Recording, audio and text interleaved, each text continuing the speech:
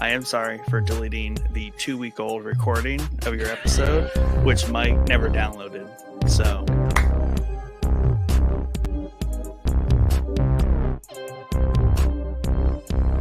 that's the thing. That's the easy thing. Is it's a pass fail. Have you seen it or have you not seen it? Right. So it's an easy pass. Is it? It's gonna be a big fail.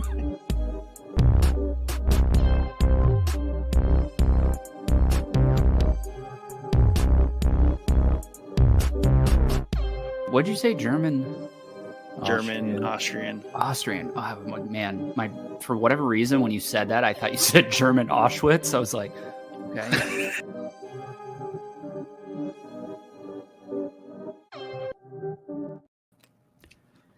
Hello. Welcome to Showboys. I am the aggressively mediocre interim host, Dad, joined with my friend and co-host, Nick. How are you tonight, sir? I'm doing fantastic. How are you, Dad?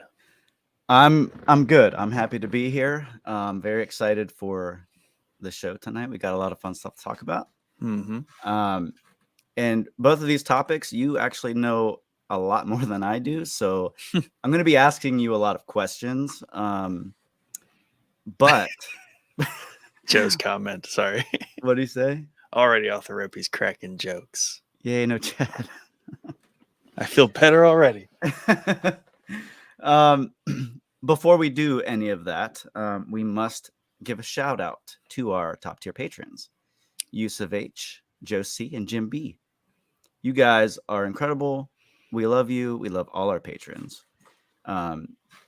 If you have no idea what that is, go over to somewhere, patreon.com/showboyspodcast for more intro.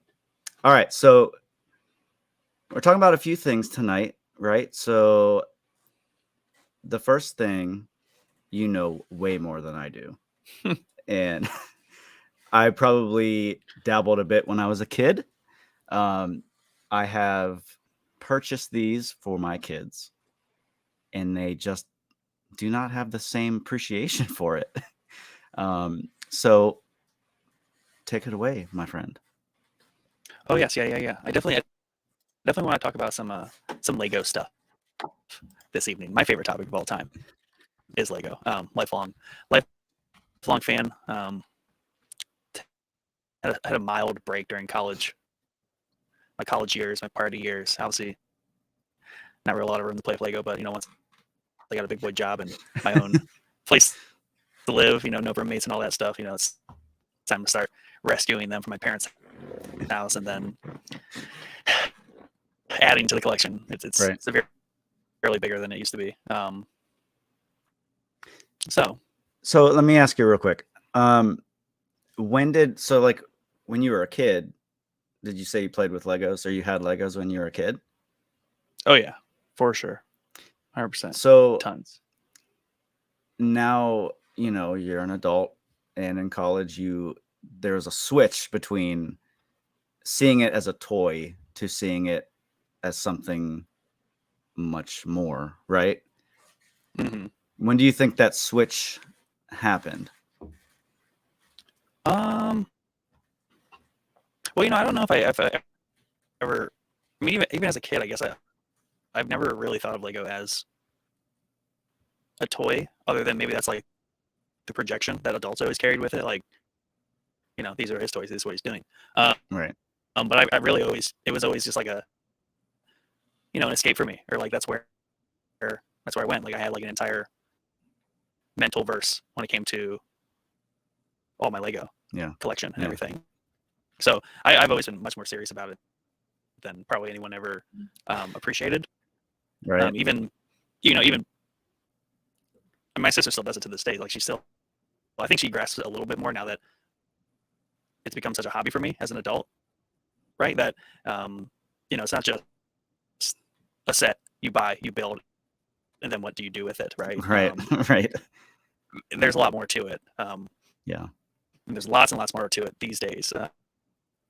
Just like any collectible things, our generation particularly, like the Gen X phased into like our older zennials, like we just kind of we never gave them up. We never gave up our hobbies as kids. Kind Right. of. Just carried on. Do you remember what your first Lego set was? Oh boy. Well, my brother had Lego. When he's 10 years older than me.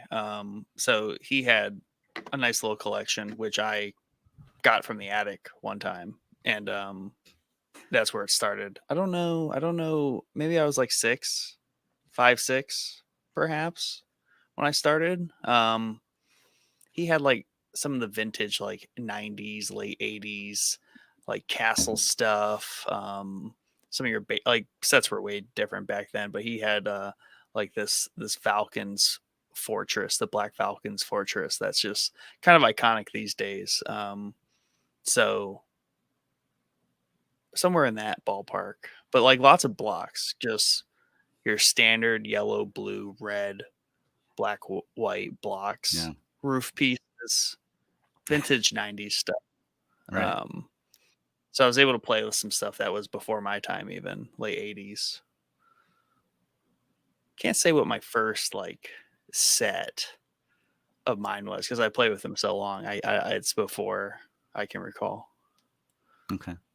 I mean, I can't remember mine either, so I just figured I'd ask. Okay, how about this question? Mhm. What's your favorite set you currently have? Your favorite build? The favorite set I currently have, I greatly cherish my 2002 Republic gunship that came out the year of Attack of the Clones. That was a purchase, I think, 3 years ago. Clearly aftermarket. Got it from Sir Troy's Toy Kingdom. Someone brought it in. And yeah, no minifigures or anything, but just the build. But I really enjoy that set. I was so happy when I got that. Probably like a close runner up there is another late purchase. This was actually the first of this year I bought this. So coming right off of Christmas, like I just found this on Facebook Marketplace and it was just too good to pass up. But it's a Flying Ninja Fortress, and it was from like a 2000s ninja line, and it's just an awesome set, awesome play set, good, great build. But I've done a lot of things to it to incorporate it into my like Lego display, so it's been beefed up. Yeah, that's awesome. So what you got there behind the scenes? Well, you want to talk about that? Yeah, definitely. So I'll pop this out on the Pretty screen. exciting. There it is. Yeah. Yeah. So they've made, so this is from the UCS line, which is the Ultimate Collector Series line.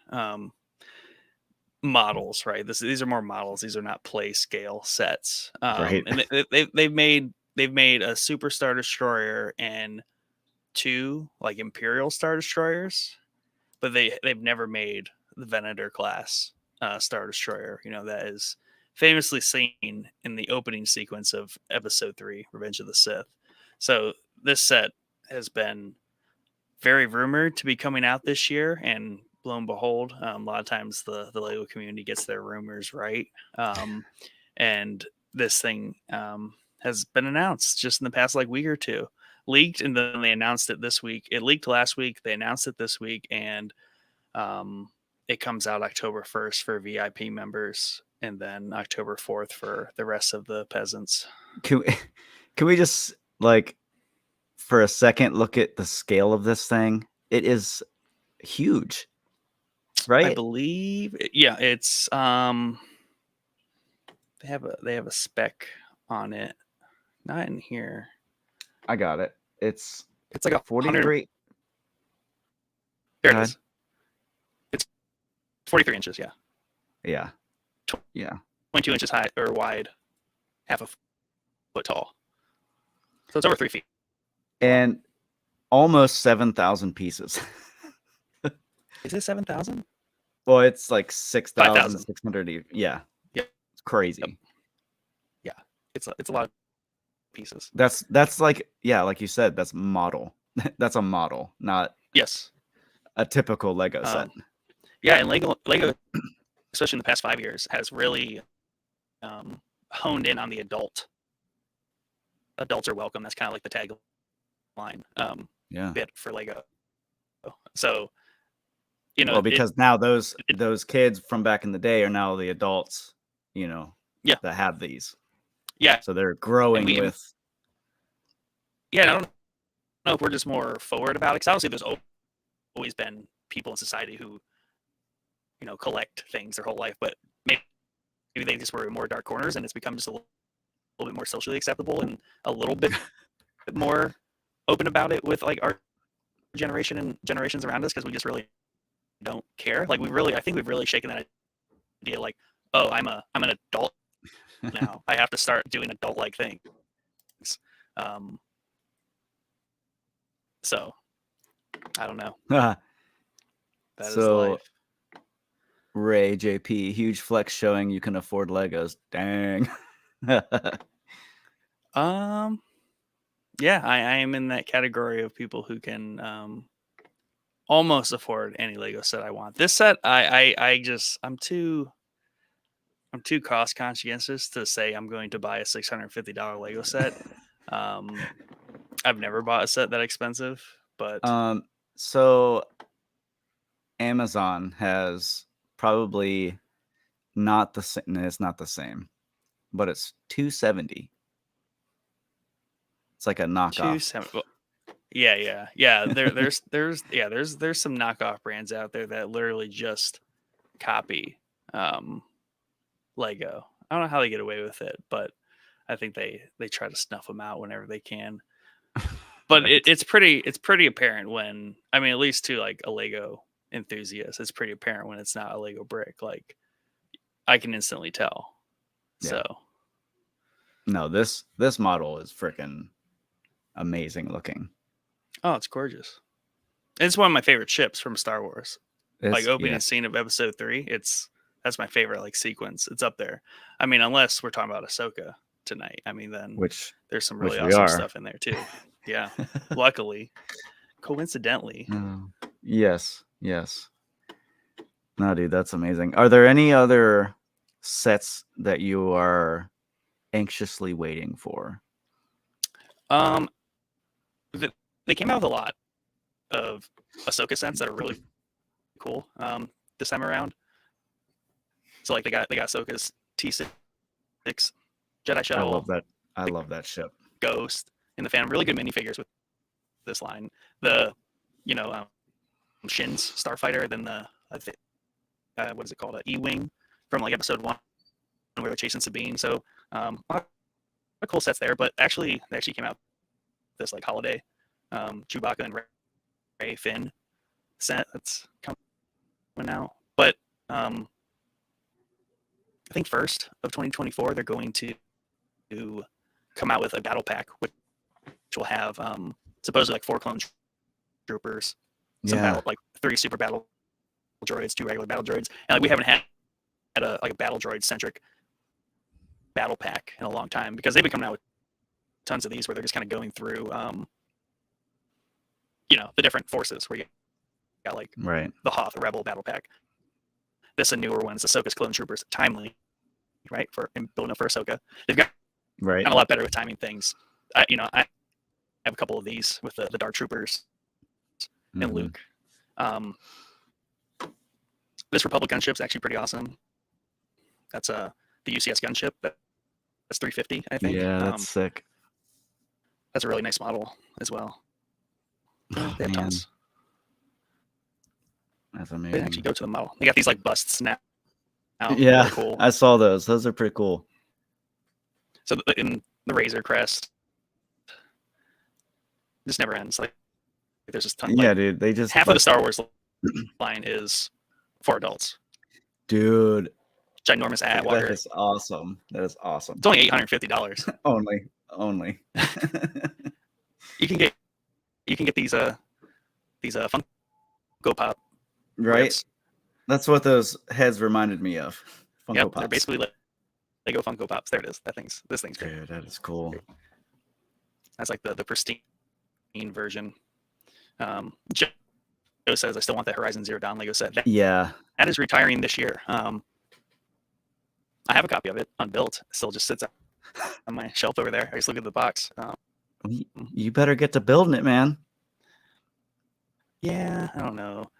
I was really contemplating buying this beautiful thing when it came out earlier this year, but I still can't just pull the trigger on like a $500 Lego set. Rivendell, yeah. But this thing is. That's sweet. It's so like detailed. It's insane. Mm-hmm. It's bananas. It's crazy.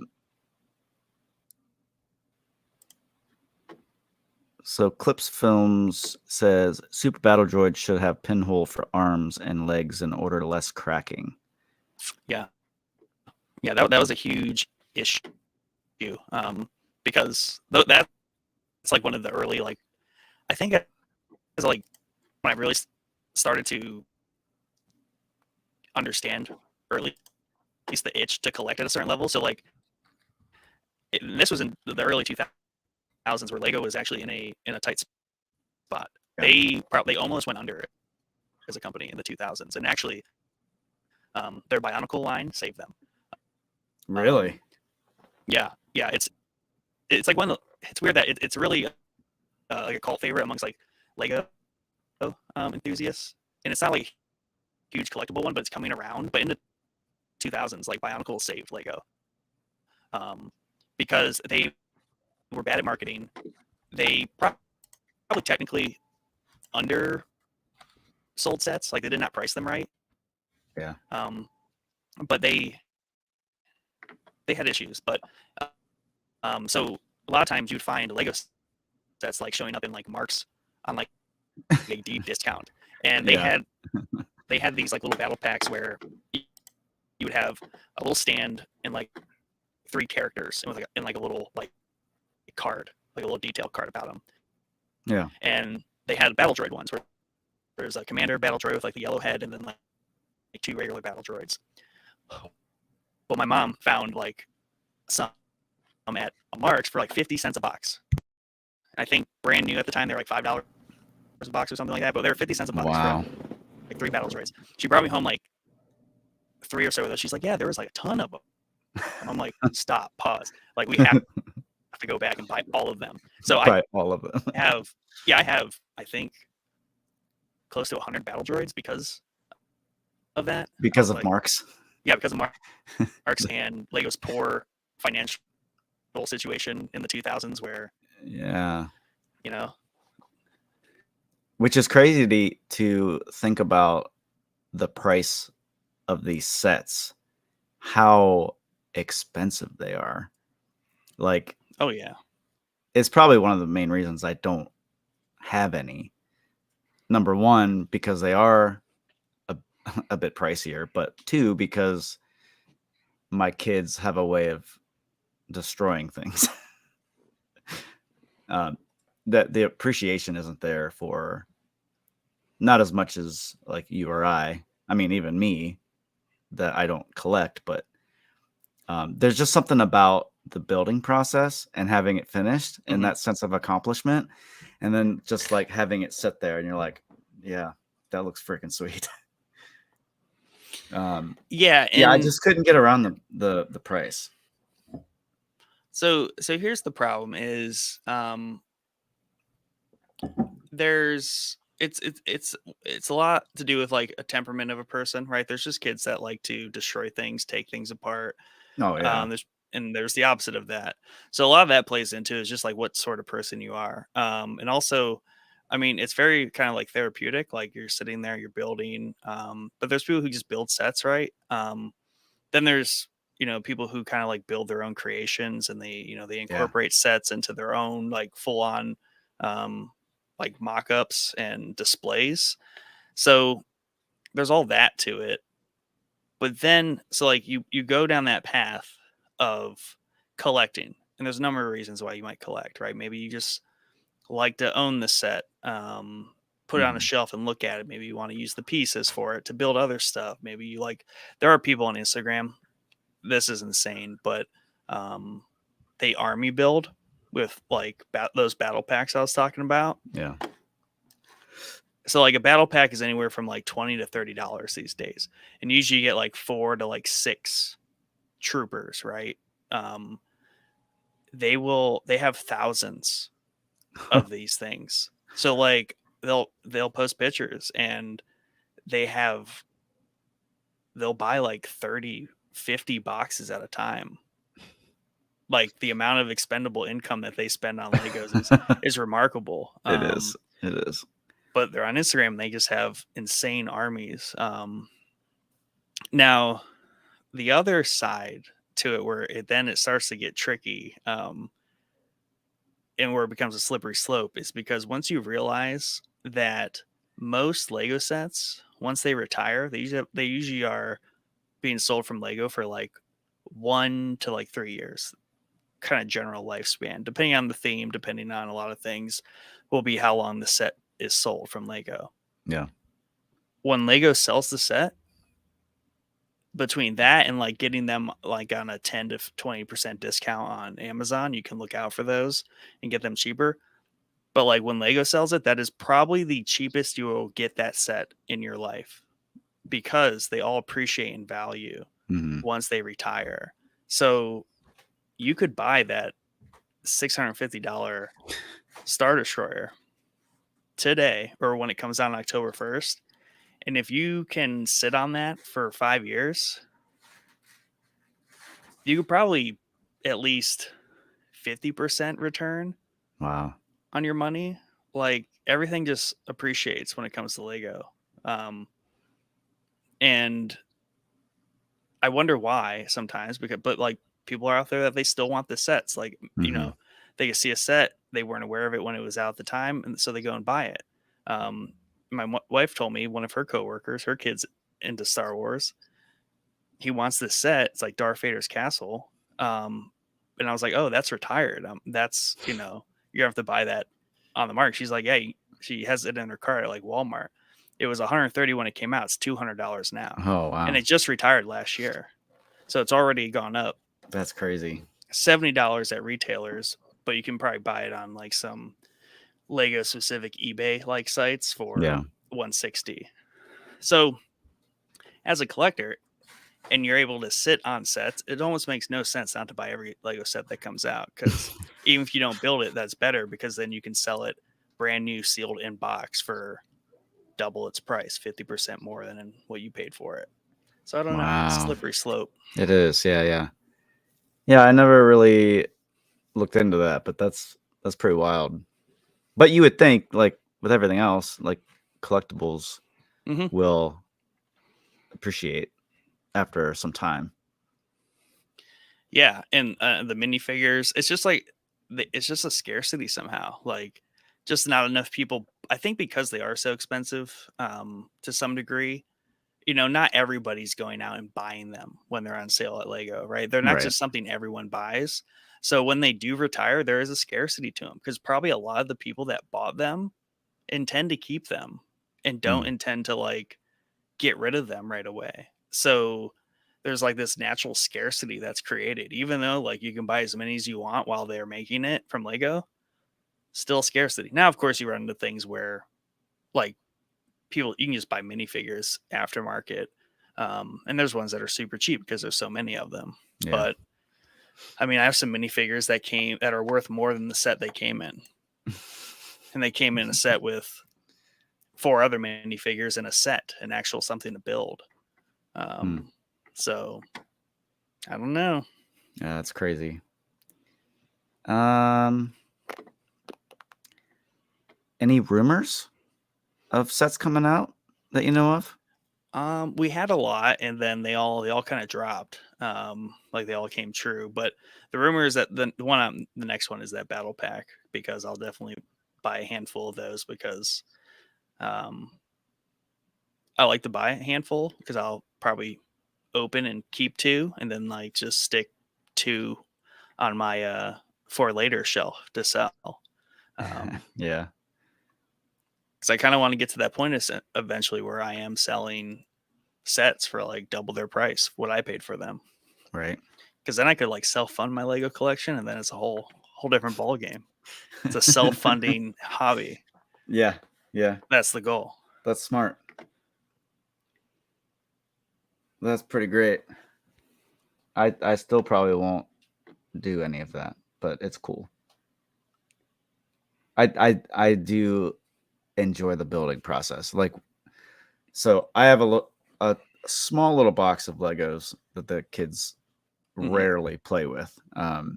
Whenever I get it out, we're just building whatever. Like, Yeah. there's no specific model that we're trying to build. We just build whatever the mind imagines, you know? Yeah. And that's the fun part of it too. Like, Mhm. you have people that like to build specific sets, and you have people that like to just build, you know, whatever their imagination comes up with. But it's very fun. Like, even for me, like I find myself sitting down and, you know, putting together whatever, a flying car or anything. Yeah, and there's been a handful. I mean, there's been plenty of studies, and there's also a I don't want to call it a hospital, but like a therapy place in like New York City where I think it's like either autistic kids or kids with learning disabilities, like that otherwise can't really learn and like exercise those parts of their brains through normal medians. Um, they build Lego sets because of the way the instructions are, right? They're 100% visual, no words, Yeah. and it's all just like spatial awareness. So it literally shows you what to do. So it's actually it's even therapeutic for that sort of thing. Yeah, I can see that. So they also just came out with, I did not comprehend or really look into how deeply like how it works, but like Braille bricks. Oh, I don't know if it was just that the studs on top of the brick were, you know, they said different things in Braille, or if it somehow was allowing like blind kids or people to build with them. I wasn't quite sure, but I thought that was cool. So they're always doing different things to kind of expand the market there. And then of course there's like the entire art line. So like there's that really cool almost 3D like Spider-Man painting art mosaic that I shared to the group the one day, and now they make flowers that from a distance like they might as well just be fake flowers in your house. I mean, they really are, but they look nice. I mean, that reminds me of or makes me think of LegoCon. Just the stuff that they build there. Mm-hmm. Have you ever been to one of those? I've been to different like brick cons and stuff like in Cleveland.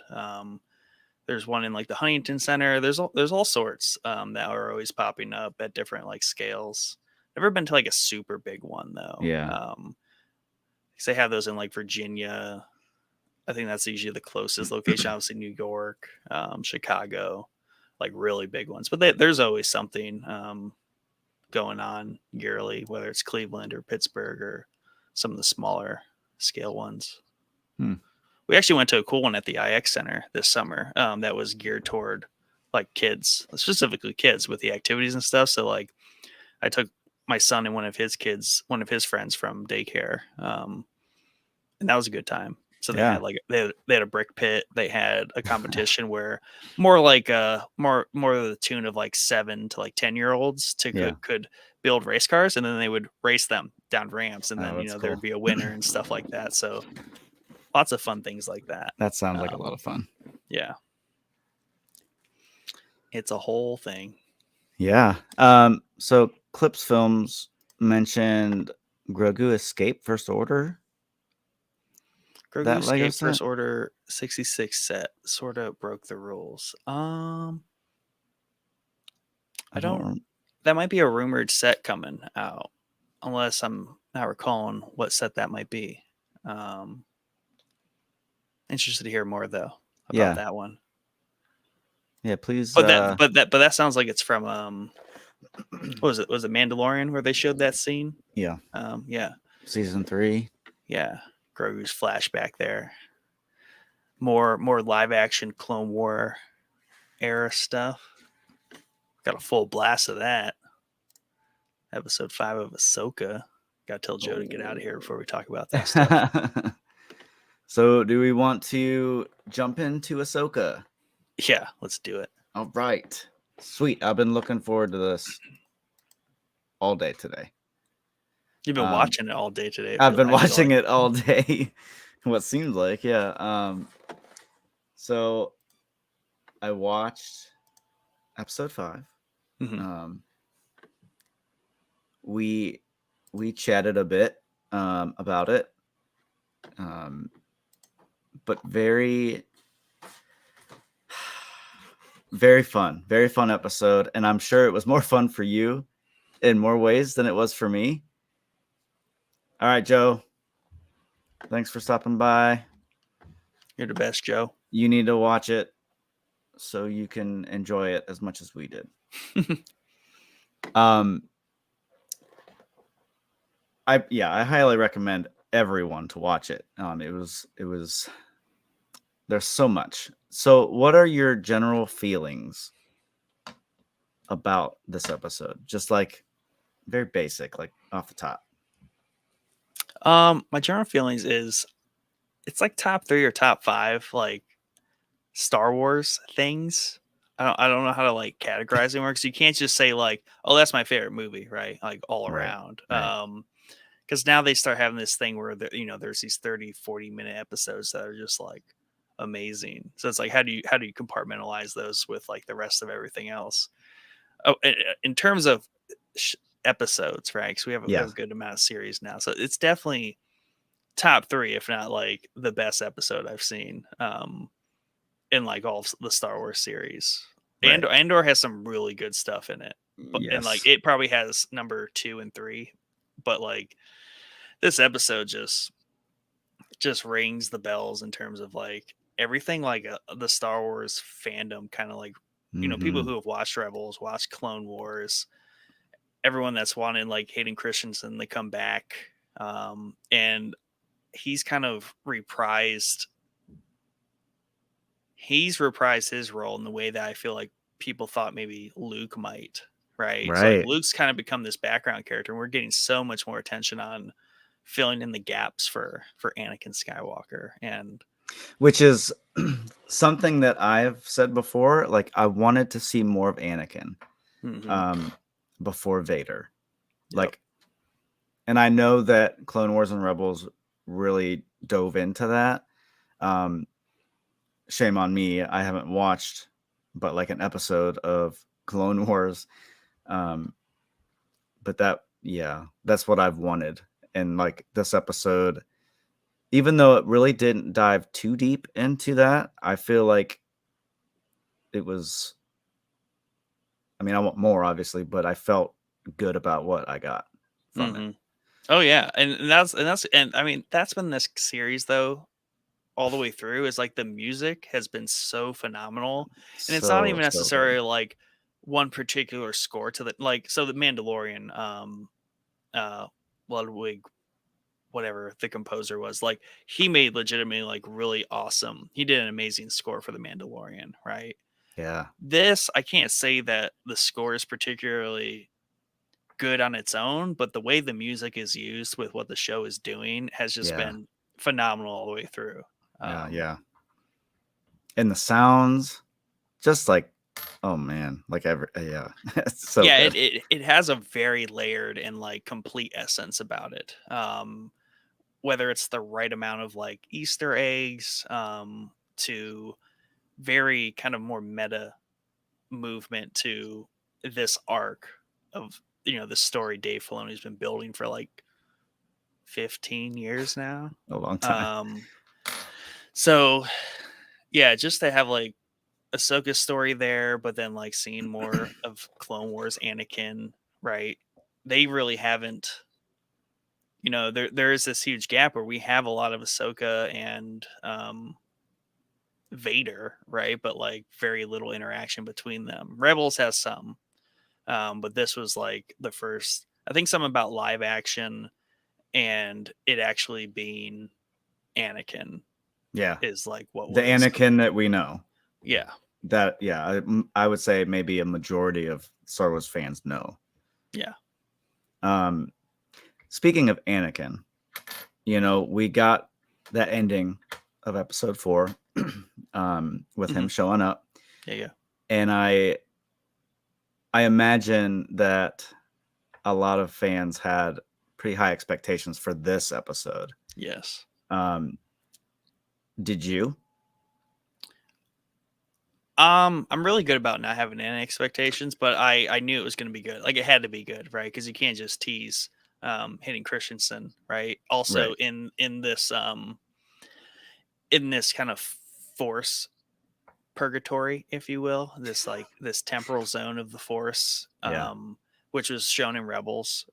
So that's not completely brand new. They explain a little bit more of that in Rebels, but the way they went about it was really awesome. It wasn't just flashbacks. It wasn't just like dreams. It was like Ahsoka's physically in this Force paradigm, Yeah. Her between life and death. consciousness is like traveling through this little journey.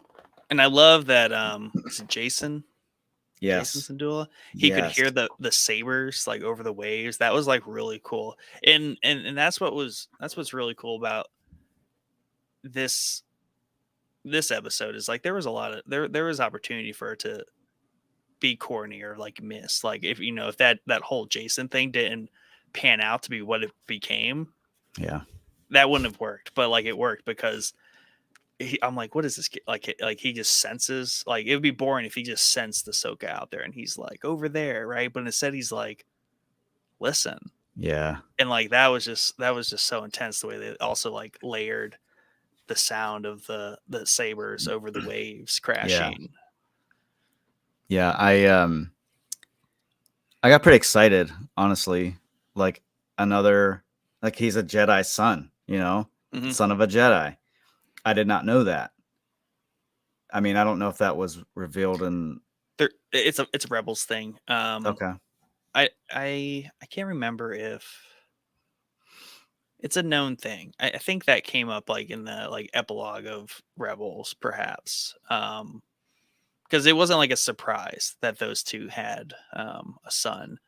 And Okay. also there's a picture of the father, Kanan, on the dash in the Ghost.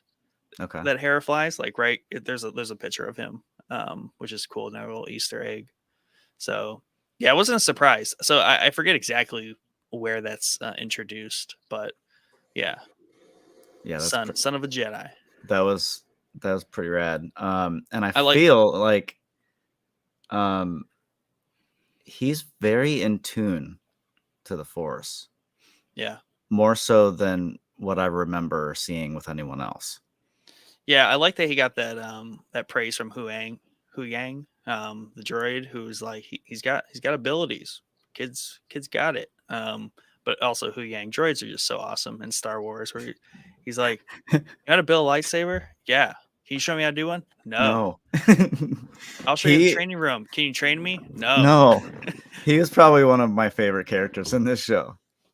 You probably have to. We need to rank like the droids of Star Wars, because that would be fun. You got K2SO, you have the classic 3PO, R2, BB-8, right? Yeah. There's even so the Andor many. droid. The Andor droid's great. Yeah. Empathetically, as like an emotional, like that dog or that droid in Andor really took on like the idea of a dog, right? That is sad that its master is like dead.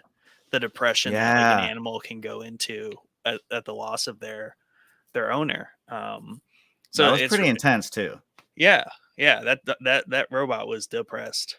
Really tore up about it. So it's really cool that they can really project fun caricatures into the droids in Star Wars, and that's a nice thing to have storytelling wise, because then you don't have to make it a person. Like if you can only do so much like with a dog on screen before it gets like homeward bound and they're like talking. Right. And then you can't, and it's not as cool to like just throw another human into one of these like otherwise stale caricatures like Hu Yang. Like if he was just like a human, like half cyborg, maybe could work, but the more human they are in like biology, the less it works. So Yeah. No, that's what, I've always loved, and I've said this before, I've always loved the interactions and relationships between droid and their owner, whatever.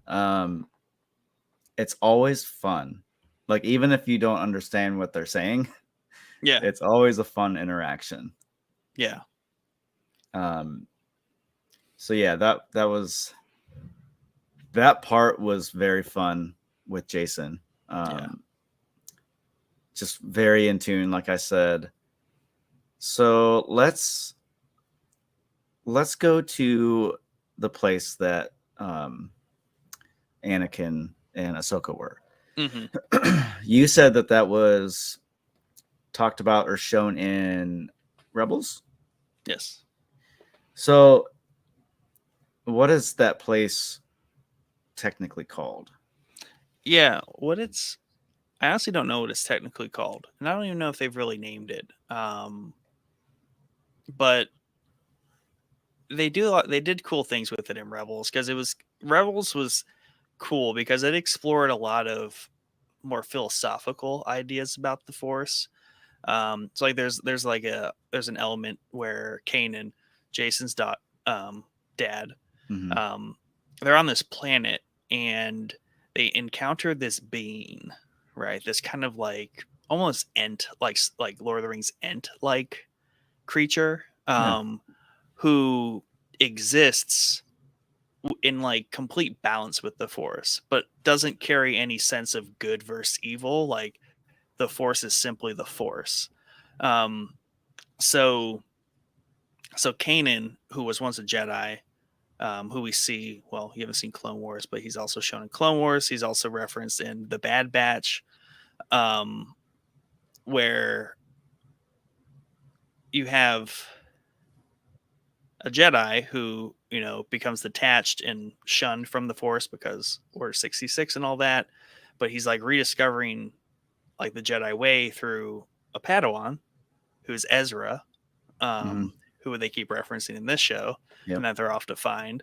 And he rekindles his understanding of the Force, but in a different way than like typical Jedi do. So almost like a neutral kind of neutral good Jedi, neutral Jedi.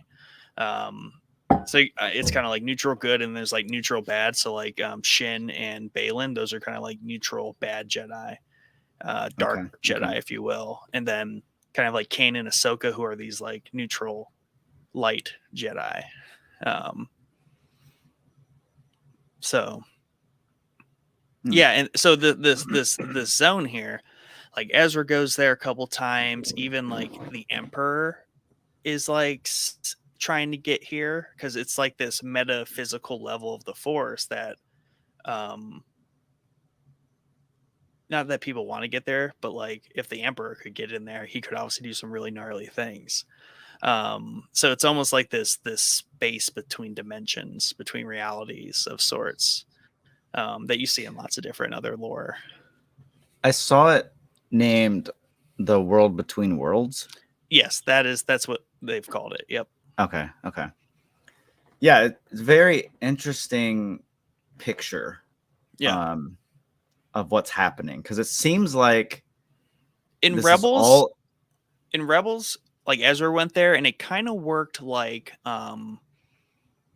Interstellar, where he was in that like paradigm where he could like see all points in time. Yeah. There's something that happens in Rebels where exactly Ezra does something like that. A little bit of funky like time travel-y type stuff. Yeah. So, and there's like these portals at the end of those walkways that lead to these different points. So it's got this cool like snake way from Dragon Ball Z in the afterlife thing going on with the paths, and but then also some of that interstellar like time travel dimensional stuff. So it's a really cool concept. So at first I thought that maybe she was like in like a limbo or whatever, right? Like between death and life. Yeah. And then I thought that maybe it was all in her head. Mm-hmm. But then I realized it was much more than that, because they started going to different places. which was really cool because we got to see a young Ahsoka. Yes.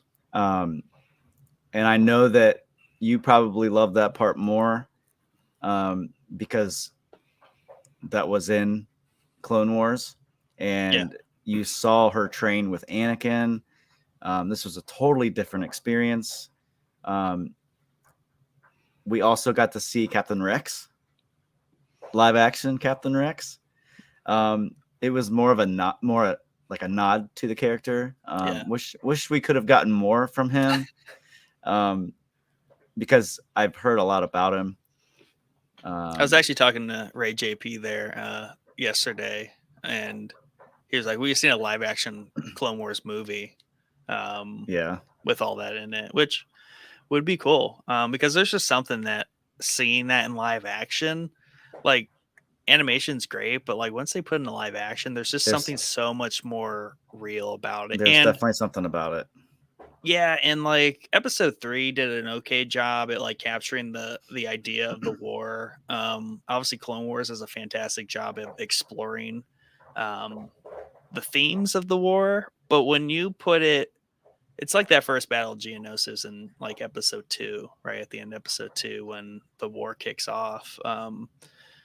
Is like just the chaos. Like it's such a World War II vibe. Like they or World War II, more so World War One. But just like the essence of like how terrible, how widespread, how damaging to the galaxy this war was. Like it was just utter conflict. And they did a good job in this. Like one scene at live action, but also in that kind of like hazy, smoky, dreamlike bit. Kind It's of just sandy. like chaos. Sandy. But then even like Ahsoka's dialogue and just like talking through like those different things. Like he had to train her to be a soldier, and she's really always struggled with that. But yeah, it was just great seeing it in live action. The part where she's with the injured clone. Yeah. Like she puts her hand on him and he touches her hand. Like it's it, like you said, it really shows that war, like the dark side of war, no pun intended, but like how real it is and how much, because it felt heavy. Like it didn't just feel like another scene. It felt like not only was she struggling with some inner things, you felt the weight of what was happening. Even though we couldn't really see a lot, we knew what was going on, and it felt real heavy. I mean, yeah, and it also, the cool way that was done was it also like shows how like dreamlike, and you get the same energy when you watch like 2000s documentaries of World War II where a lot of the like veterans are still alive. I don't know if we have any left at this point, but in those documentaries, like when they're telling like their memories and experiences of like the war, it has that hazy, almost dreamlike state in it because it's so insane to be in, right? It's not like you're sitting around just like taking in the sights. Like it's chaos. It is that cerebral one moment to the next. And this episode did a good job of showing that too, as well as her own kind of like self-help session, right? She has trauma from this, right? She was a teenager, maybe like 12 when that all started, and they really tied that too good together because you have Anakin, who he was like, Obi-Wan trained me during peacetime. We were peacekeepers. He's like, but now we're at war, so we have to be, soldiers. And like how quick it also showed how quickly he took to that. Like she even said that, like, you are more dangerous than like anyone like even realized. And it's partly true, even though he was like, that's not the point of this. But it is true what she said. Like he really took to be like that war. Like that, it was like he was meant for that. To be that war hero that, led and like had no problem with the conflict or like, you know, the like the paradoxes as a Jedi that they had to encounter. He was just like, "Yep, warriors now got to win this thing, whatever it takes." That was the But dangerous part. it's crazy too, because at one point he was really in tune with like his emotions. Yeah. And then it's like a switch, you know? Well, I mean, I think he had Almost. Anakin / Vader. I mean, that's kind of true about Anakin, especially episode 2 forward. Like he's kind of I don't know if it's like a psycho or a sociopath, but like he is super empathetic and super emotional, but Yeah. also turns really quickly. Like he could turn to her and be like, "It's okay. Like it's just like how it is. Like we just have to do this," and then turn around and be like, let's go wreck shop." You know what I mean? It takes a certain mentality to be like that and to go Well, through war. now that I think about it, it makes sense how they portrayed Anakin in this episode. Like where he was the more sympathetic, but then he switched to the wartime, we got stuff to do. Like the switching from his eyes, the color of his lightsaber, the glitching effects where you saw him walking away, but then you saw Vader with the red saber. Yeah. And the music, like this was so well done. Like they really, like I read an article where they explained it like the Dr. Jekyll, Mr. Hyde thing. Yeah. Where it was a quick back and forth. Like it was so like it was easy for him to kind of just flip the switch and be one or the other. And like you said, like a psychopath. Like he's truly a psychopath. Yeah. And I guess the other, like, I think that's when the fandom doesn't feel shorted, right? Because you walk out of this episode obviously like, oh, I would like a live action Star Wars like Clone Wars movie. Yeah, but that, we know that's a stretch, right? It'd be great to have one, but we know it's a stretch. But it's not like we went through that dream sequence, and they do this with a number of elements in this show. It's not like we went through that dream sequence and it was short and brief. Like we got several different sequences within that dream sequence, different flashbacks, different things, and even where he's like, I don't remember this one, right? And it was Siege of Mandalore, and that's right where they parted ways. Yeah. And I really encourage you to at least watch like season 7, last 4 episodes of the Clone Wars season 7, because it runs parallel with episode 3. So at the beginning of that arc, that 4-episode arc, Ahsoka and Sabine are asking Anakin and Obi-Wan for help on Mandalore, but they get a call that the Chancellor's been kidnapped.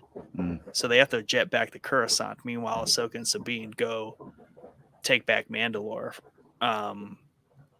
So that was the fight that like they had already parted ways.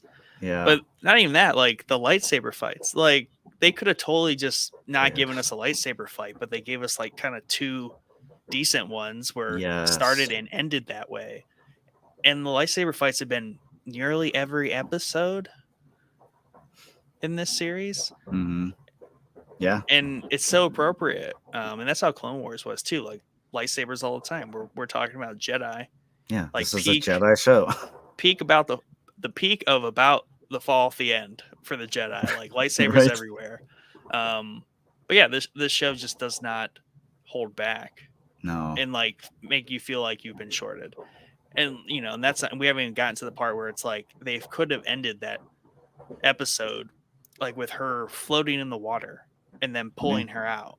But that was like almost just the beginning of the episode. That's the way it made you feel. Yeah. I love the visuals of all that. Lightsaber fights, I'm always for those. I feel like these were like real, really choreographed well. It is impressive Hayden Christensen like has watched the Clone Wars. Like I think he's watched it probably all the whole time it came out. He's like, oh yeah, that's me. Yeah, yeah. But he nails the animated character. Like when you watch Clone Wars and then you rewatch him in that episode, like all the little ticks in the way he fights, the way he moves, the way he looks, and like just carries himself through combat is amazing. I love the way he has this confidence fights. this confident candor about him where he'll roll his eyes at you or look at you sideways, and it's I was thinking about this. He has this. He's such a intimidating, known, foreboding character. Like Yes. he has this element even when particularly when he was a Jedi. He's unpredictable, Yeah. and he almost has this drunken like drunken boxing like element to him where like he drops his guard, he relaxes his shoulders, and the way he moves is very off-putting to how like typically Jedi and Sith fight. And like he does a move there like for her where he kind of like lets his shoulders down, cocks his head, and then like moves right into like a super strong attack. And yeah, if he came back and like he was like washed up and like sucked at the character, it'd be one thing, but he just owns it. He nailed this. Yeah. Like I wonder, because his fighting, I mean, episode 2, Clone Wars, but then episode 3 is when we really saw his fighting style, right? And then that carried over into Clone Wars and Rebels, right? Mm-hmm. So you think it kind of like evolved in Clone Wars, his fighting styles, or do you think it stayed pretty much the same? I think it really kind of stayed mostly the same. It definitely evolved once he became Vader. That was like a main, because basically he physically became so much different. Right. But I mean, he's like that in episode 2. He just has like a more aggressive fighting style, period. But it definitely like peaked out in like Clone Wars in terms of like just the way he carried himself. And a lot of that translates over to Ahsoka. Yeah. It's pretty rare for a Jedi to rock the saber plus the short like Shinto blade, which works more like a dagger of sorts. But that's why she's so aggressive in like duels, is because her master's Anakin Skywalker, and like he trained her to be like an unstoppable warrior. Yeah. Maybe not. Yeah. So that translates into how she fights. And she's amazing. Like I love watching her fight. Yeah. Like, and I loved watching Anakin fight. I remember seeing like his training, like shorts training episode or whatever training for this role, and just the way he moves, like just wields the blade, is just, he's one of my favorites. Like he's just incredible all around. I did have a question about him because stupid me, I was reading through articles and there were people asking a lot of questions. Do you think that was actually Anakin, or do you think that it was in Ahsoka's head? Yeah. It's a great question. I think part of me at first, for sure, and maybe I just kind of still just believe it, is like that was actually kind of like Force Ghost Anakin, because obviously we know he is a Force Ghost. He's good. He's in all that, arguments aside as to if he should be, right? Right. But I like think that was just like his Force Ghost. He was able to visit her in that time during like her near death. But I can totally see how, even if like it would take Filoni coming out and be like, oh no, that was just like all in her head. But the fact that that World Between Worlds is a physical place that people have already physically visited. If that had not been shown in Rebels the way it had been, yeah, it might have been in her head, and these might just be flashbacks and her flipping through the the trauma in her life. But the fact that it was kind of so literal, like choose life or death right now, and it wasn't up to her so much. Right. Like she could have just gave up and maybe just died there, but like she physically went to that place, I believe, and that was Force Ghost Anakin. Um, but he did have the part where he didn't know that battle. I don't know how like completely Force Ghost, like are they omniscient and they just kind of see and know everything at that point, or if he never like saw it, like maybe as a Force Ghost, he's like, yeah, I have no idea what's going on here. Yeah. Well, Um, and her mind took her there, right. but he was still trying to teach her something. Yeah. Finish their training, so like he was with her already. Yeah. So it makes sense, and I want to believe that it was actually him. Yeah. Because it makes the story better. Yeah, and that also turned out so much. This is another situation where like the rumors were wrong, right? Because for all year people have been like, they're gonna redo the Battle of Mustafar against Obi-Wan, but it's gonna be Ahsoka fighting Anakin and almost show like an alternate like timeline type stuff. But it wasn't any of that. It was something Right. way more meaningful than Yes. just like a what if series from like Marvel. Yeah. It all ties together. So I think that is also what was like, oh, we didn't just get some cheesy like, let's put them together so they can fight, right? Just because that would be cool to see. It all had meaning. Yeah, it was personal to her. Like all their battles together, him training her from a kid to whenever he left. How old was she when he left? Or how long had it been that he had been training her? Yeah, so I think I want to say she was like 12, 13 at the beginning of the Clone Wars when he got her as an apprentice. And the Clone Wars lasted 4 years. So she was probably like 17 when we last saw her in maybe she was 15 and then she ended up being 19, but she was certainly a teenager at the end of the Clone Wars and series. And then she was in her probably like 20s, late 20s, 10 years later in like Rebels. Okay. And then here she's probably like late 30s, maybe 40s. Not really sure, but that's kind of like the general phases of Ahsoka. But yeah, she was a kid in the Clone Wars, which is crazy to think about.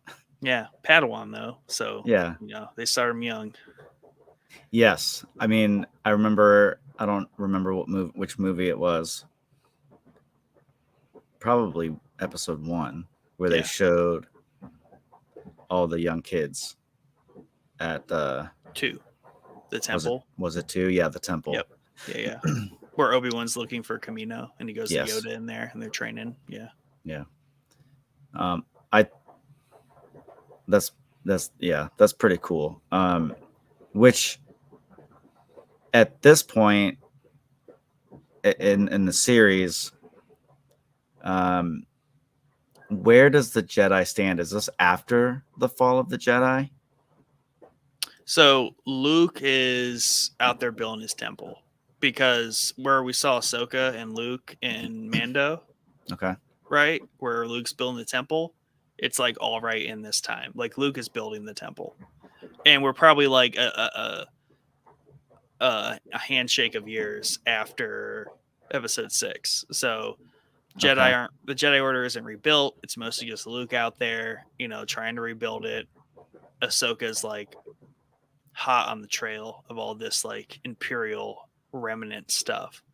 Because we see the remnants, right? Like all that in Mando, so it's all that relevancy. So that's what's going on in the wider galaxy, just the Imperial remnants out there doing stuff. The Morgan, Elspeth Morgan, the main chick who was on her hyperdrive ring, she was in Mando, right? Ahsoka fought her for the spear, for the Beskar spear. That was her there, and that's seemingly when the Republic captured her, and then that's how she got rescued in Episode 1. So it's all in that time frame. What do they call her? A Night Sister. Yeah. Dathomir. Yeah. Which is crazy too, because for me, that was another element of this universe. Because I knew nothing about these people. So when I first saw her in the show, I'm like, what is she doing? Is she a witch?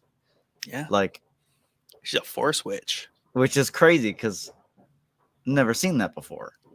Man, it's crazy. You got to play Empire at War, which was a RTS Star Wars game. Okay. Dathomir's there, and there's like Rancors there, and like witches. Very spooky place. Peak Halloween, right? And then they go there in Fallen Order. If you ever played that, they're in that. So, and they're pretty relevant in Clone Wars. Maul comes from that planet, Dathomir. Okay. Well, I mean, how does that work? Maybe they just enslaved them. I forget how that works with Maul's race. Man, I want to say they are all from Dathomir. But like the situation with Maul is like they are a tribe of just like jacked up like males. Like their whole tribe is just males. But then on the other side of the planet is the culture of just females. And they live completely separate. And like the females are super sophisticated, and the men are just like savage, like savage Mauls. beasts. Yep. So there's so many fun things about Clone Wars that they go into. But yeah, she is a lineage of Dathomir Night Sisters. They use magic. So it's like very necromancy, like possession type stuff. Oh wow. And like when Marek, right, the Inquisitor got like sliced open and that like green smoke came out, he was basically probably like a possessed automaton of the Night Sister. Like somehow I think she was feeling his being. So would that explain Maul and him seemingly come back to life? Or did he die? Who, Mark? I mean, maybe Darth Maul. Darth Maul legit was still alive. Okay. Should watch Clone Wars. Yeah. I need to watch Clone Wars. You really like, do. My timing of everything is all messed up because, there's so many gaps. Yeah. That Clone Wars fills. Mm-hmm. And even Rebels too. I mean, this is a Rebels. So like Rebels is during the Empire, but then the epilogue of Rebels, like the very end of Rebels, is Episode 6 when the Empire falls. Whereas like Clone Wars is completely between 2 and 3. So this is very much a Rebels show, Rebel season 5, but this episode is very much like here's a bunch of Clone Wars Easter eggs and stuff. So yeah. So I read something else that was interesting about when the memory of Ahsoka being with that injured clone. Yeah. Anakin says something to her. I'm teaching how to lead, how to survive, and to do. You're gonna have to fight. And she asks him, "What if I don't want to?" And he says, "Then you'll die." I read that it was it's been echoed before, that similar line to other Jedi. So the Emperor said that to Luke. Maul said that to Ezra. And Vader said that to Obi-Wan. Yeah. To that effect. Yeah, right. It's just, it was a cool find and a cool parallel to, because you basically have the dark side teaching the light side in a sense. Yeah, and I think that, I mean, that's super important because the Force really doesn't, the core of the Force doesn't really carry the concepts of good and evil, but like these dogmas of the Force do. Yeah. So yeah, I mean, they're all entirely relevant teachings. It's just one side goes very extremely the other way, the other side goes very extremely the other way when it comes to Right. like the good and evil bits of it. And Well, it's also in Hu Yang says this the Sabine in like episode 2, and he's like, I mean, you come from a very unconventional line of Jedi. yeah, no kidding. Right, because you have it's Yoda, Count Dooku, Qui-Gon, Obi-Wan, Anakin, Ahsoka, Sabine, right? That's like the main lineage. And Yeah. like you might say Obi-Wan, Yoda, they're like quintessential Jedi. But that Right. still makes them very unconventional. Like Yoda was primo like Jedi for 900 years. Very unconventional Jedi. Like there is no other Jedi quite like Yoda. Right. Obi-Wan is like he was peak Jedi, but he wasn't completely the perfect essence of a Jedi. He was unconventional. Like the Yeah. dude straight up like hunted bad guys and like fought in the Clone Wars, and he was probably the best version of a Jedi in that lineage next to Yoda. Count Dooku Yeah. obviously had his bearings in the middle. So yeah, it's just a very focused like lineage of very unique and unconventional Jedi. But off of that though, you have strains of other things because like Kanan was very much reintroduced and revived in the Force by Ahsoka, who then Kanan took on Ezra as an apprentice. So you have these other like webs that come out from this main lineage, Yeah. and you know the Emperor Maul, right? So it's all this kind of coalescedness, and then you just have like Balin and Shin. They're just like regular Jedi who they're just out for Yeah. power and greedy Yeah. stuff. I do like Balin. Balin's awesome. And I think it shows, how, they're dedicated to the Force, but they still have that inner struggle of Yeah. which way do I lean? Because he's very in tune with his powers. But he wants more. Like, and I feel like I would want that. Like, I feel like a majority of people would want more power if they had such power. If they had the opportunity to become more powerful, I think that would be hard to resist. Yeah, and I was also talking with Ray about this too. There's a lot of elements to Star Wars that are very relatable to real life. It's not just entertainment, right? And like the Right. notion of the Jedi, kind of like the notion of like maybe what like politicians should be but aren't, right? And how and the Clone Wars does this a lot too in terms of like there's Jedi in Clone Wars who veer off the path. They become either jaded or greedy or self-interested. Yeah. You can even draw biblical parallels to a lot of this too, where it's they fall off the proverbial way Yeah. that of what is good, and a lot of things manifest there. And there's a Jedi in the Clone Wars where he legitimately like the arc is kind of it's where this other general takes control of the 501st, which is Rex's battalion, which is Anakin's, but Anakin had to go do something else. So this other Jedi took control of them. This Jedi treated the clones like complete fodder, like complete, like just dispensable beings. Garbage, yeah. And Rex and his buddies had a big issue with that because they're being used to be treated like people. Right. And Clone Wars and Bad Batch does a lot to explore like the ethics and morality of like being a clone. Like it ain't an easy life. Like you're created for one purpose. You age twice as fast as everybody else. When the war is over, do I get my rights? Can I vote? Like, what's the deal? Yeah. Am I just expendable? But this Jedi like went kind of dark on them down this path of like what he perceived the clones as.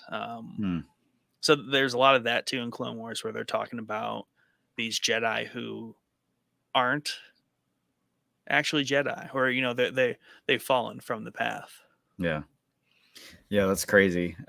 So would you relate falling off the path to like going to the dark side? I mean, yeah. So like Jedi and Sith, that's more so like a school of teaching, right? Okay. And then you essentially veer on the path one way or the other under those schools of teaching. Because there's been Sith who have become Jedi of sorts, notably one in particular.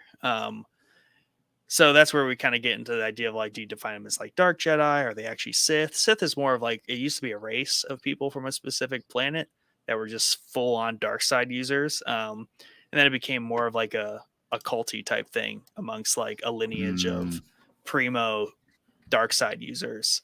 So whereas Balin and Shin, they're very much Jedi. They're ex-Jedi who have just become, off the way. They fall into the dark side. They do things like Anakin. He happens to be a fallen Jedi, dark Jedi. So I would say Anakin's like a dark Jedi, in the waning parts of Episode 3, and then like he gets donned, basically like a Sith from Sidious. So it's kind of like more of a title thing when it comes to Sith Jedi ways of thinking. So it's very fluid in terms of, like, I guess Balin, if he was taken as an apprentice by like whoever the reigning Sith is at the time, which is currently still Sidious. Now that we know that from the sequels, Sidious is still out there, right? Yeah. Then like out there on Exegol, there's like the Eternal Sith, stuff like that. But yeah, dark That's Jedi. so wild. Yeah, they just fallen from the light. They're Jedi who should be righteous, if you will, and they've just become not that. I would almost equate it to like you probably had a lot of that for sure in like say the Crusades, where you had holy Roman, or you had holy knights, right? But like were they entirely that, like were all of them right good? There was plenty that were very fallen, right into the ways of war, of fighting the good fight the wrong way.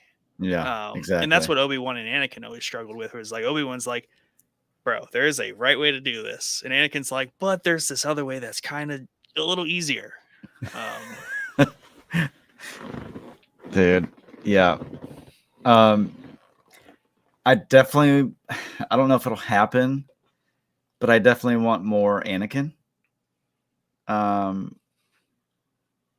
But the only way I think we'll ever get him back is that place, the world between worlds. Yeah.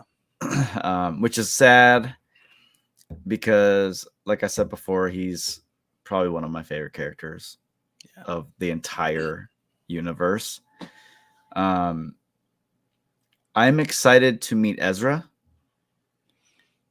which I think we will get to meet him because they're building up to that. Yeah. Between him and Thrawn, I think that's going to be pretty epic. Whatever they're building to. Yeah, there's some interesting theories out there, and people have always had these about Filoni, because Filoni, even the wolves, like in the mural in like Episode 1, there's a light and a dark wolf, and there's a lot of symbology in a lot of what he does. And in Clone Wars, there's this arc where it's a dream, more or less, but it's kind of like this situation. Like, was it a dream or were they actually there? Anakin, Obi-Wan, and Ahsoka go to this planet called Mortis, and there's this weird dynamic there where there's this father, a son, and a daughter, and the father is like complete balance, the daughter is the light, and the son is the dark. And it's a really cool arc. Another reason I encourage you to watch Clone Wars. But it almost has But essentially, like, the theory is that, especially with this episode, more so is because we had Ahsoka donning this like gray, little darker outfit, which she was known to wear, right? Especially after she left the Jedi Order in Clone Wars. And then when she reawakens from her slumber and then her like rotation of just being out, she dons her white poncho, her white outfit, and then in the Rebel she has like a staff. So she has really re-embraced like the light. She's no longer lost, if you will. Yeah, she's fully reaccepted the light. So you would go ahead. And so she's fully back on the light side. Anakin is kind of becoming perceived as like the father, and then people think that Ezra, who in the Rebels, spoiler, he struggled a lot with good versus evil and the light versus dark side. And Kanan really struggled to keep him on the path, and he even had dark moments. So the idea is that they're going to find Ezra, but he's going to be more of the dark. Which makes sense. Mm-hmm. I mean, and like, because from what I know, he's with Thrawn. Yeah. Whatever that, I don't know what that means. There, I imagine a lot of dialogue had probably happened. Yeah, like are they just chilling on like a desert planet, just like, kicking the sand, surviving, just being pals? But like, no, I think Thrawn is like, he's got to have some super, like, he's got to have a fleet, he's got to have resources, right? And like, what's Ezra the whole time doing? Just like hiding in the corner, running away.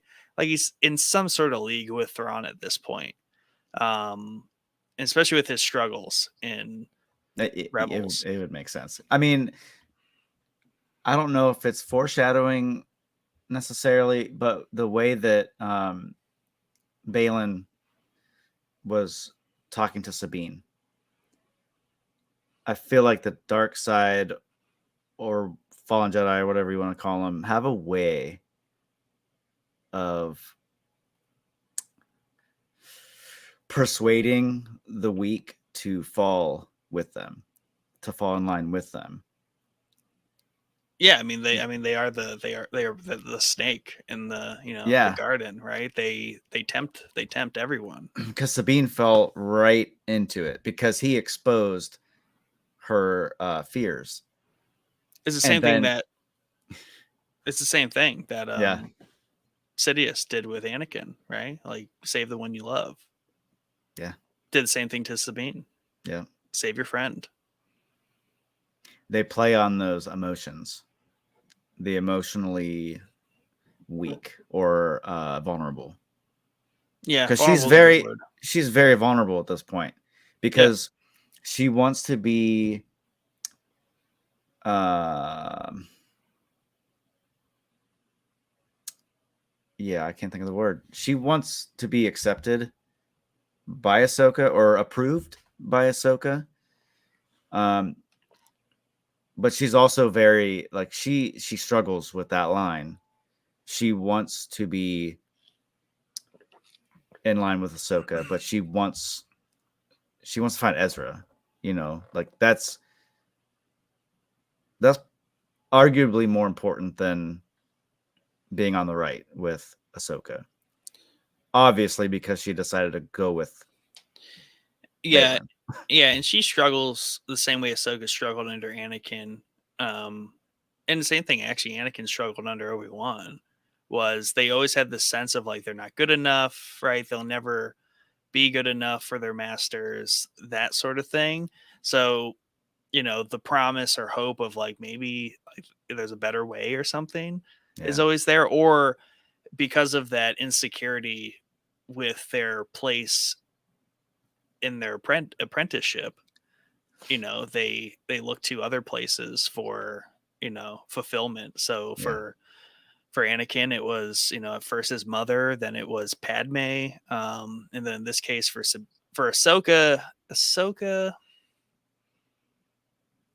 she didn't really have any particular vices other than she was a little bit more light oriented than Anakin was. But luckily, she had some more structure around her, whether it was Rex, Obi-Wan, right? There were things that kind of help her along. She didn't really have any like vices, whereas like Sabine, she has a vice, and it's her friends, right? It's her family, Yeah. and that's all the ones on the Ghost, particularly Ezra.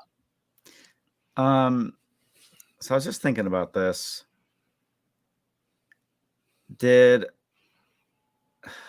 Ahsoka have any like traumatic things with like her family before she met with Anakin to be a Padawan? So, Tales of the Jedi, the shorts, kind of like short, like 6 episodes. They're all like 15 minutes long. They show Ahsoka being born Mm-hmm. on her homeworld, and she's basically taken. They're taken as children. She's part of that Jedi lineage of where they're taken very young, so Mm-hmm. she has no really recollection of her family. Okay. And she was, a Padawan in the temple till she was assigned to Anakin. So she had a pretty standard, sheltered, no real reason for temptation. So she had no existing vices. And that's why they say, like, you're too old to be trained, because Anakin had his attachment to his mother. Sabine has an attachment to everything. I mean, you think about Luke also. Yeah. Like, and that's where I was. Luke's interesting because he like Rey, naturally. They knew that they were absent of any attachments. Like his aunt and uncle were his only attachments, but they got disintegrated pretty early on. So at that point, he was kind of like freed. But then he found some friends pretty quickly, and his friends became his vice. But I think the nature of that was motivation for him to be good, mostly because of his sister, and his sister had such an affinity for like her mother, right? For what was right, what was good,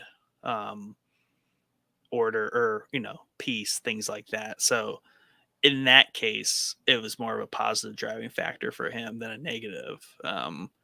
And the idea of like redeeming his father. So, and it's crazy because Luke, he trained late. Very Very latest, late. honestly. And I wouldn't say he has more reason to fall to the dark side or be lured into the dark side, although Anakin tried. But he held himself together. Like, there was trauma, maybe not like crazy. Yeah, his motivation with his friends was, and his friends redeeming his father. I think Luke existed in such a void, right, of any sort of attachment outside of his aunt and uncle, right? Yeah. That he didn't have those same temptations, and if anything, it was the opposite motivating. Yeah. And because his father was everything that was evil, and the idea that to save his father was to not do anything like that. Yeah. He kind of knew that. And then I think in his later years, it was then the loss and like like he essentially became alone again, right? Yeah. He kind of, he cut himself off. Right now, as it currently is written, right, he tried to start the order. It all kicked him in the face, and I think his is like the opposite direction. He just kind of like hermits, and just like detaches himself from everything, like even his sister, right? Like, Yeah. he's just like, I'm just gonna go hide. I can't do it anymore. He's like a Jedi monk. Yeah. Yeah. And he knows, basically he knew to like just stay away, to not be tempted, because doing any more would probably cause more damage to everything. Right. So he went off and became a hermit. He almost has like no vices to bounce off of. That's the thing. He has like nothing to bounce off of. He's just lonely. Which sucks, but that's like crazy discipline. Like, Yep. and that I think that really shows his character and how strong he actually is. Yeah.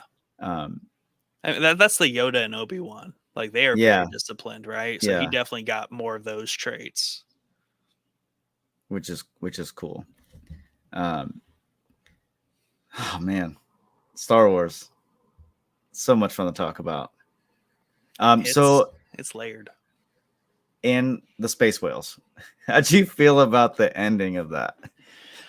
Oh man, my son loves space whales. Like he saw those in episode 3 or whatever, and he won't like that's his favorite episode to watch. And he's even impatient. He's like, space whales. I'm like, dude, it's in this episode. We have to get through.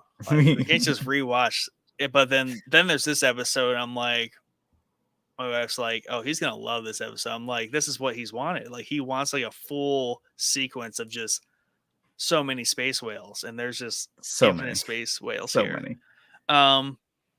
But yeah, I mean, so like that they play a big part in Rebels. Hera talks about like, you know, the story to the sun, like they saved us. Like they are this like almost mythical being that like Yeah. saved the day. It's just like a wondrous thing. So always in such awe. And probably and even the concept of them, like they can hyperspeed travel. Yes. Creatures that can travel. But have you seen Solo? No. Solo's so good. I love Solo. There's like a giant like tentacle maw monster that lives by like a black hole or something. But like Yeah. that's the fun thing about Star Wars is like there are known giant crazy space creatures out there. The worm from like episode, you know. So so I like that Star Wars is able to play in those realms of like monsters off the edge of the map kind of thing. So the whole star whale thing, I think they're like Purgle, something like that. Something like that. Space whales and like star whales are fine. Star whales. But yeah, that was also just like that was that bonus great sequence. Like Ahsoka then fully wakes up, comes out of her ship, and like has this epiphany. She's like, I have an idea. And then they just go through this whole sequence. And like there's just she goes out on the wings, communicates with it. They go inside it, right? It's like the reverse situation with the Millennium Falcon in episode 5, where they actually went in and then the mouth closes. And then they, great visual there, great Easter egg. Yeah, that part was so good. And Ahsoka, and this is funny, and this is why, especially with like general Star Wars, like the people who like to bitch and complain about Star Wars, like the biggest problem like a lot of people had was like Ahsoka's so like cold, and she's like there's every scene she's like got her arms crossed and like what is this? Well, I mean, just be patient. It makes sense because she completely dropped that motif when she reawoke. She got her white gear back. She was like relaxed. She was smiling, and like Huang's like, so are they gonna take us there? She's like, I don't know. He's like, what? It's like, excuse me? She's like, I don't know, but they're gonna take us somewhere, and that's better than nowhere. Yeah, exactly. And he's like, man. I also love that he, you know, standard procedure, almost died a bunch of times. Like Jedi droids had to be used to that for some Jedi. Well, they are around for a very long time. Yeah. Because mostly all new parts, or mostly original parts too. Right. Yeah, that part was very, very cool. I felt like the one that they ended up going into was bigger than the others. Yep. It was like the biggest one. Like the mother space whale. Yep. The mothership whale. The mothership whale. And then that part where the fleet was coming in to come get them, and they're like, you better get out of the way because they're about to jump. And I love that too, because we get to see like New Republic stuff. Like we get to see the Mon Calamari cruisers. They got this new fleet. I love that they have this kind of like Star Trek vibe to them. Like Mon Calamari always had that kind of more modern take on everything. Everything's clean, so it's fun that Star Wars gets to play in that space too. Yeah. They just have these 3 like really nice ships that like show up. They just gotta get out of the way for the space whales. So yeah, I mean, yeah, and the way it's like a pot of whales. I'm sure those have like the leaders, the elders that Right. lead them over across the ocean during their migration. So that was probably like the main one that was like, all right, everyone, follow me. They're all trading the coordinates, however they magically know to Communicate. to hyperspace jump. Maybe they're force whales. Force whales. And that's cool too, because I just like that there are organic beings that can do things that otherwise ships are doing. But of course, that's how it works. Like, I don't know, can we? We don't know of anything that travels through space yet, but it's such a cool concept because naturally It that would really is. exist. Hey, Yeah. it's only ever been said that this is a galaxy a long time ago, far, far away. Exactly. So a one of those long time ago. galaxies, one of those galaxies on that giant star map is our galaxy.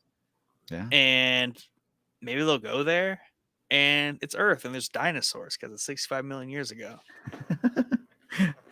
And they're like so far advanced. Yep.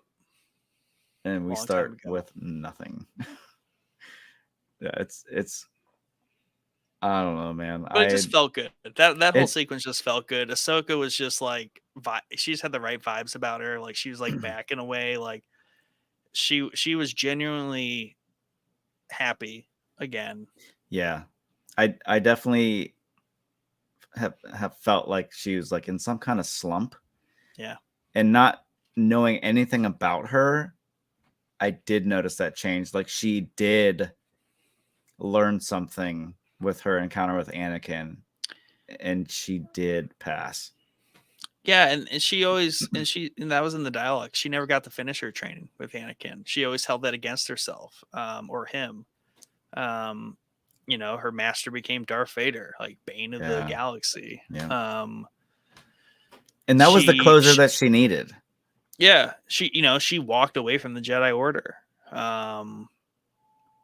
She has all that like regret that she had with her, and that's what she kind of resolved. And she spent all like she was always so serious in Rebels too, because she was serious in the beginning of this. Like, she was always just trying to fight this fight. She was going wherever she was kind of needed to like just make sure something bad didn't happen again, which is great. But like she was just so cold about it.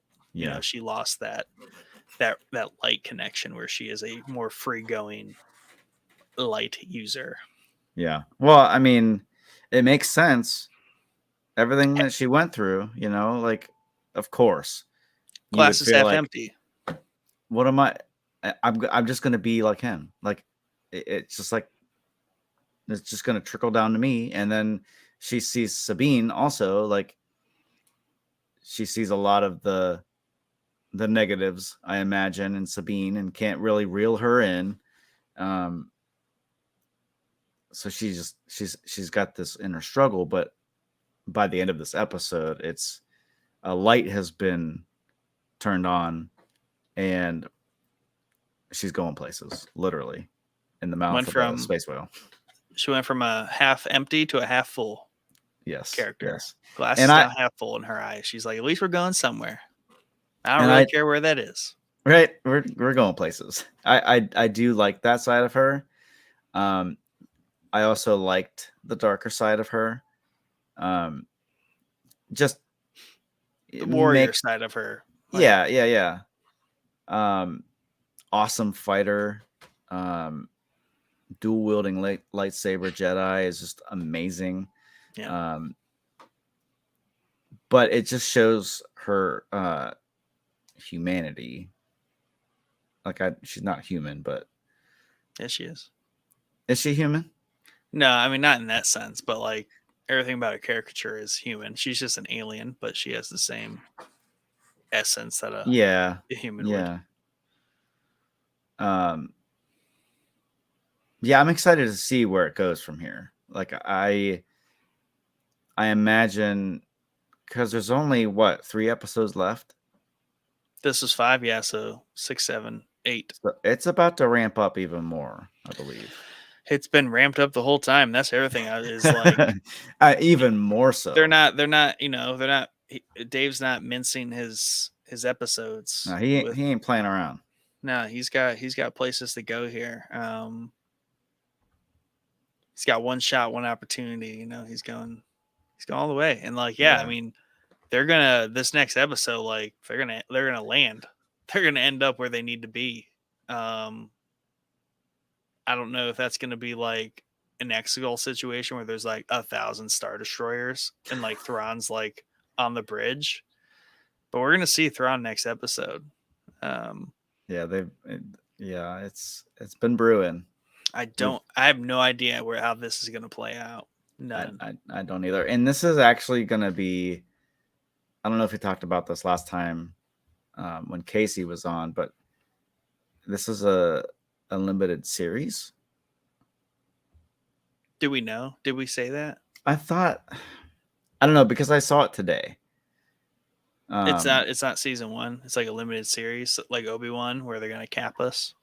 Yeah, I believe so. That's fine. Or like Andor, but they're not giving us. That's a 2 season though. That's got true. 2 seasons. True. So I don't know. I don't know what they're gonna do. I just want more. Like, and it sucks because this show, along with Andor, are probably my favorites. And they're shorter.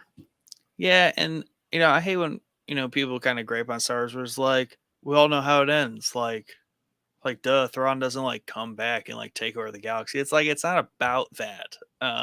Like Rogue One, it's like they all die. We don't know these characters in episode 4 and so, but it's not that. Like Star Wars somehow, like the adventure of like getting from point A to point B. I know point A, I know point B, but I don't know how everyone got through all that. Like that's the story I want to tell.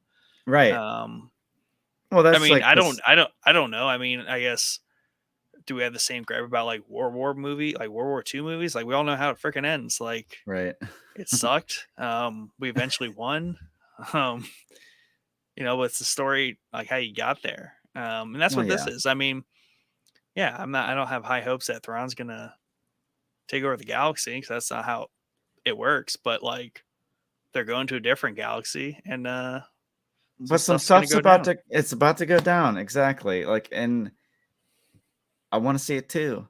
Like, I talked before about seeing more of Vader, Anakin transitioning to Vader. Like, those gaps people want to see. Mm-hmm. And yes, we know the end and we know the beginning, but and it's the same thing with episode 1, 2, and 3. Yeah, we know that he's going to become Vader, but let's see who he is along the way. Yeah. And because of it, he is one of my favorite characters. Like, and 4, 5, and 6, I was like, okay, cool, Darth Vader, cool. But now seeing 1, 2, and 3, Anakin growing up and going through everything they went through, there's more depth to him. It's just, I don't know. Star Wars is just, I love it. I love it because they keep adding to the story.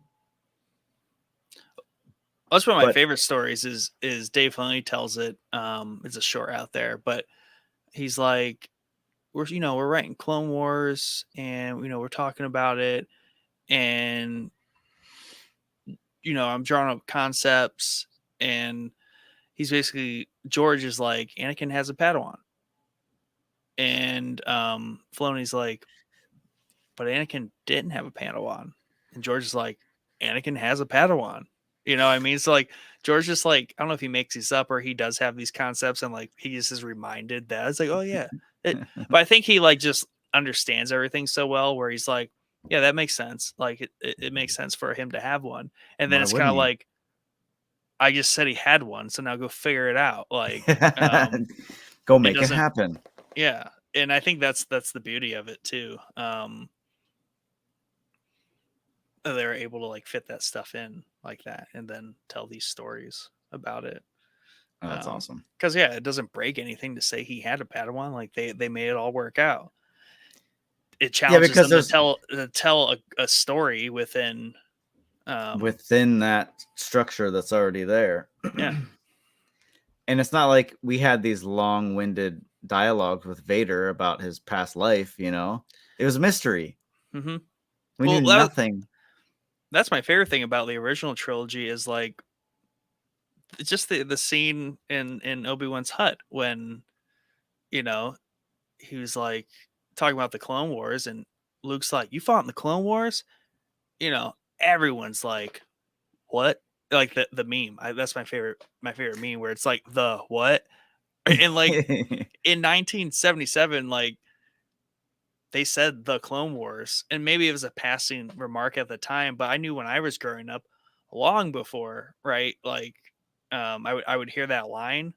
I had the reaction of like, I want to know more about that. Like, I don't know what that is, but that sounds freaking awesome. Right? Like the Clone Wars, like, excuse me, It because yeah, it's a thing. Like a yeah, because I think it's also like a little like off-putting because you're like, okay, here's this kind of like space western, you know, everything's kind of grungy, yeah. everything's used, very straightforward story, but like just thrown in random bits of lore like the Clone Wars. You're like, clones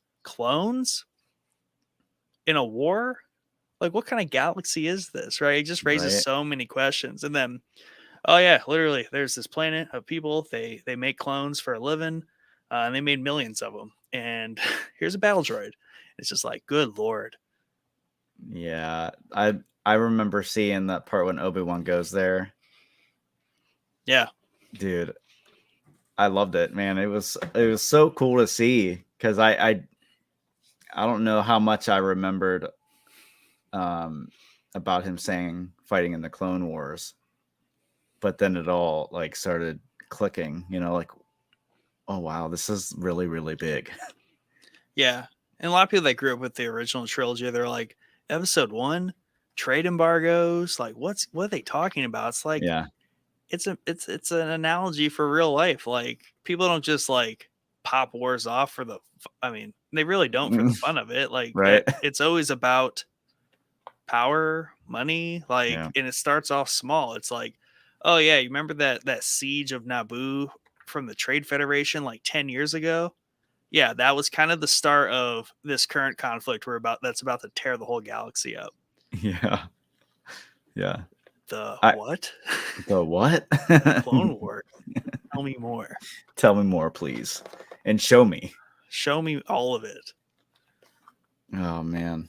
They could do a live action Clone Wars series, probably not really overlap with anything else, and we'd be good. Yeah. That would be cool to see. Probably cost a lot of money to make. Yeah, especially if they did it like this, because I don't think any of that was like really CGI. Those were all like people in the clone suits. Yeah. I love that whole part. It was so good. The walkers, the sounds. It's just so mesmerizing. This could have been a movie. That's how good it was. Yeah, I mean it's 45 minutes, so could have just doubled it and made a movie. I think it played in select theaters around the country. Oh, really? Yeah. I saw an article. I don't know like to what extent.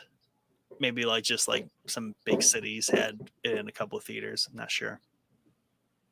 Fantastic episode. Oh, so good. I'm excited for more. Visually, story wise, like nostalgia and like just things we love. It like hits all the Star Wars like chords, and then like the space animals, the star whales. Like that's just like that nice that mythology type stuff. Like that Star Wars is more than just like that's what makes it more than Star Trek, right? Is it's not just like an extension of like our reality. It's like it's also a fun place of mythology and things that are metaphysical.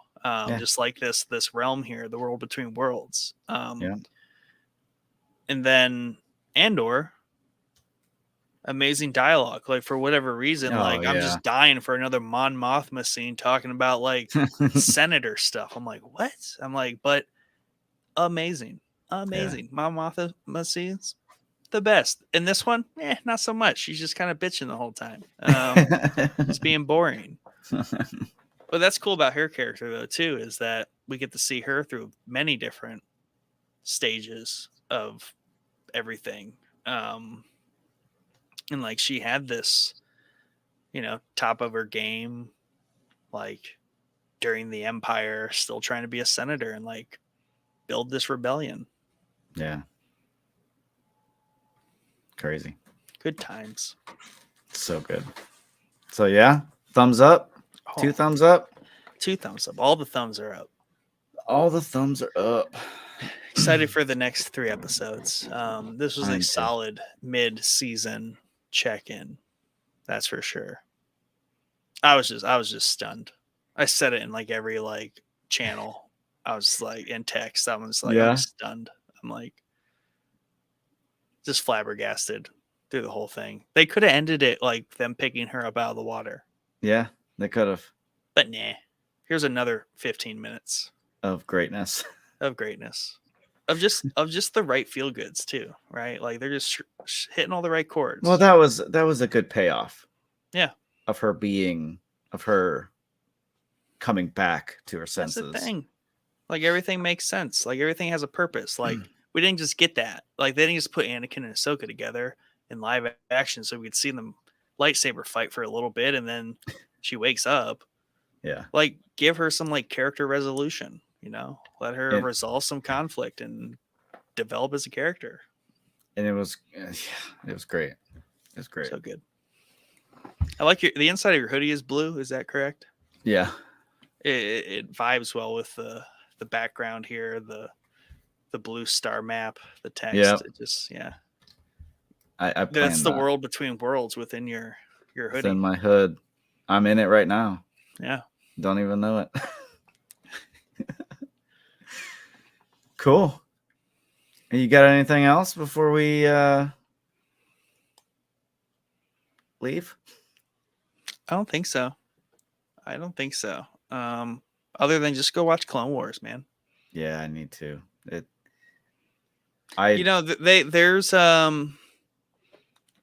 just Google it. There's like the essential episodes for watching the Ahsoka.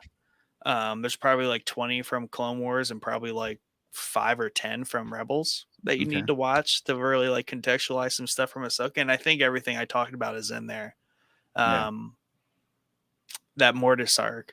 And really at this point, especially the way you're watching Star Wars,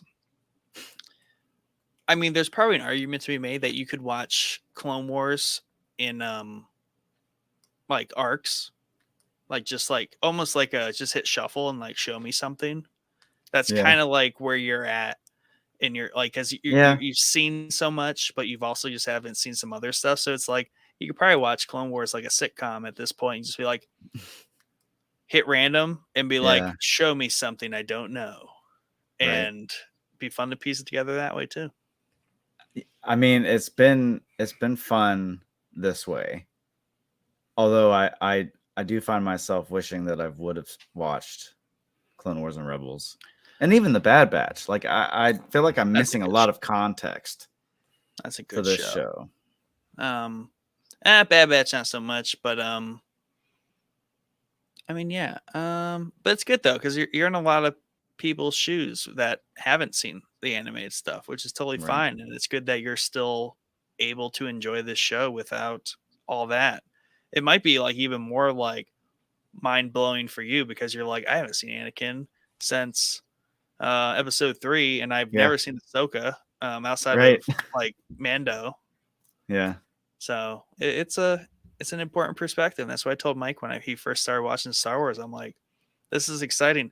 I've never not seen it in the order I've seen it, and I will never get that opportunity. Exactly. I can never not see 4, 5, and 6 first. That's what I saw first, and same. That's how it builds. He saw them in order. Huh. He watched the movies in order, but the series he started Rebels and got to like season 2, and that's the story where he's like, I feel should- like this is more. I should Yeah. feel a certain way about this episode. I'm like, yeah. You should Pause. Go watch Clone Wars. Yeah, I'm excited to get into it. Do it. Do All right. it. Cool. You Cool. want to say our departing words? Yeah. Thank you everybody for tuning into the Show Boys podcast. This has been your first episode hosted by Dad. Good job, Dad. Thanks, sir. Your co-host here, Pixel Nick. Mike might return someday. I think he'll be back next week. Maybe we'll have a nice Someday. episode reunion, and then I will be Yeah. gone. Chad will just be gone. Who knows where Chad is at any time? Out there saving lives, fighting the good fight. Yes. Someone's got to. Someone's got to. We're just sitting around talking about Star Wars. Someone's got to go out there and do the good stuff. Now, here's a good question. What do I play for an outro? Whatever you want, man. But there's no, I guess it's just the intro. The intro is the outro. I don't know. I don't know. Whatever you want.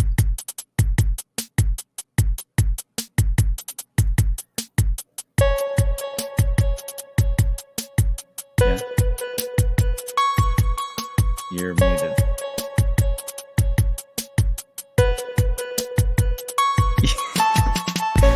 We can talk over this. It's a game changer. Yeah. We can just talk through the whole outro song. Now you're muted.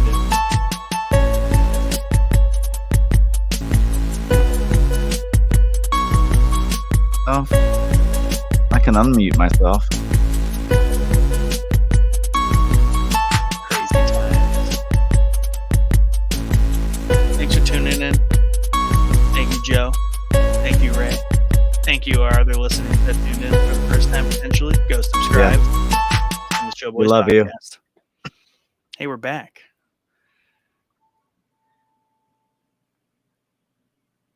Hello. Welcome to Showboys Podcast. I confused chat so bad. I last week know. when I did that. He was like, wait, Wait a minute. did I What? restart the video? It all just restarted? Not again.